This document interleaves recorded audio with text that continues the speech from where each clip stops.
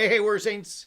Happy Thursday. Father Chris here. Welcome to our Crucifixional live stream. Glad to have you beautiful people in with us today as we continue an exploration of when tragedy strikes. Remember, a warrior saint has four key pillars, foundational principles by which he lives his life to be a God-fearing crucifixional man. A king, a knight, a mentor, and a lover. Today we're talking about mentorship and preparing, teaching, guiding the next generation, taking the gifts that God has given you, the knowledge of the gospel really, and passing it to the subsequent generation. As a priest, as a pastor in a parish, that's really my job. In fact, when I was ordained to the priesthood, the first job requirement in the prayer of ordination that's given to the priest is to proclaim the gospel of the kingdom. And the second one is to preach the word of righteousness or the word of truth. My job, what I'm called to do, is to teach the gospel to other people so that it might transform their lives. I don't transform, but the gospel does. And as we teach it and as we preach it, you can see the power of God's word of a crucifixional life in those who choose to embrace it in their own lives. But sometimes, tragically, I see people take the teaching, even for a little while, and then reject it and find themselves really suffering in the mire of mediocrity and of sin. And it's heartbreaking sometimes because you can see people, you love people, you know they're amazing. They're going to do amazing things, or at least have the possibility, but they make poor choices that leads them down a path of brokenness and pain and suffering and ultimately just the misery that goes with all of that. And as I teach it, I feel like, oh my gosh, I really want to fix it. Because I love them, but I can't fix it. All I can do is teach. And as a mentor, when this type of tragedy strikes our lives, we have to hearken back to Proverbs chapter 1. Now, Proverbs is fabulous. If you are not a reader of Proverbs, I encourage you to do so on a daily basis. In fact, there are 31 chapters.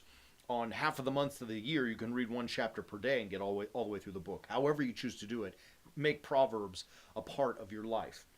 In chapter 1, when he talks about the fear of the Lord being the beginning of knowledge, right? He says to his son, "Hear, my son, your father's instruction, and do not reject your mother's teaching.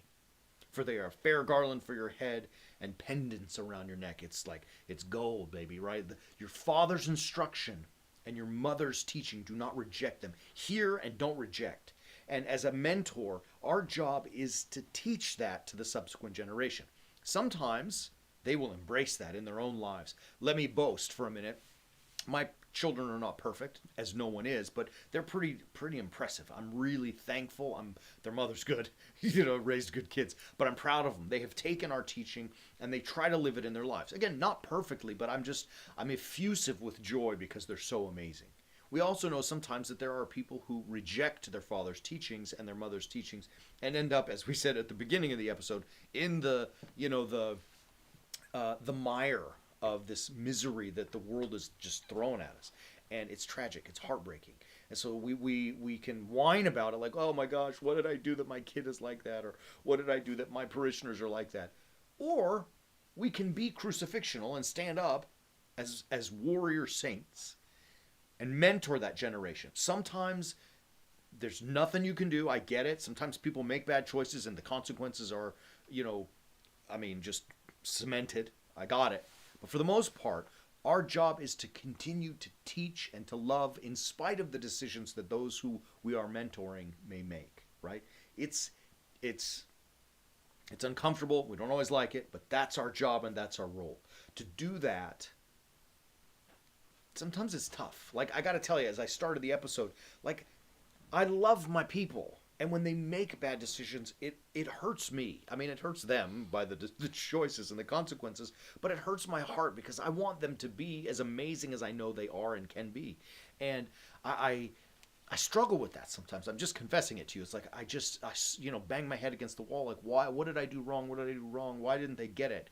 And ultimately, it's not even about me, and I know that. But that's the feeling that I have. That's the struggle that I have. And so I'm looking to find a way to give to them something that's so clear and so unquestionably the proper route that they just grab it and become awesome, right? Like that's what I want for my people because I love them. You may feel the same way, especially with your own kids. You may feel that way with your employees. Sometimes, those who work for you may not be living up to their full potential. You may even feel that with your spouse. Like, how have you guided her? Have you done a good job in guiding her or not? Those are challenging things that it's just a struggle. I want you to know that you're not struggling alone. We're with you. We're right in the thick of the fight in our own lives, in our ministries, in our homes, and with our families, with our co-workers, all of it. Warrior saints are struggling through the very same things. And we want to encourage you to join us in this struggle. Let's do this together. Let's overcome this kind of stuff.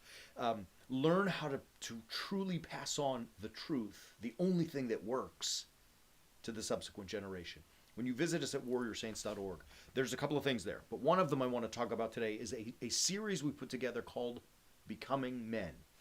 And as it currently stands, it's a series to help our 13 to 19-year-old fellas become men, to grow from male to man. To do that, they have to be crucifixional as well. To do that, they have to become sacrificial men in their own lives. You can help teach them through this program. It's 12 video lessons. You could do it together as a father with your son, or even a mother with your son. I mean, ladies, we want you involved too. It's there. It's the gospel, and it works. And it's an opportunity for you to have like these fun YouTube style videos to help mentor that next generation, so that at some point in their own lives they make that transition from male into man. Right? Like, obviously, you see the nuance I'm drawing between male and man. They become what they're supposed to be. They've heard their father's instruction, they have not rejected their mother's voice, and they got that crown on their head and the pendants around their neck. Join us, warriorsaints.org. We love you, beautiful people. We're going to wrap up the week tomorrow when we talk about lovers. Till then, keep walking on the way of the warrior saint.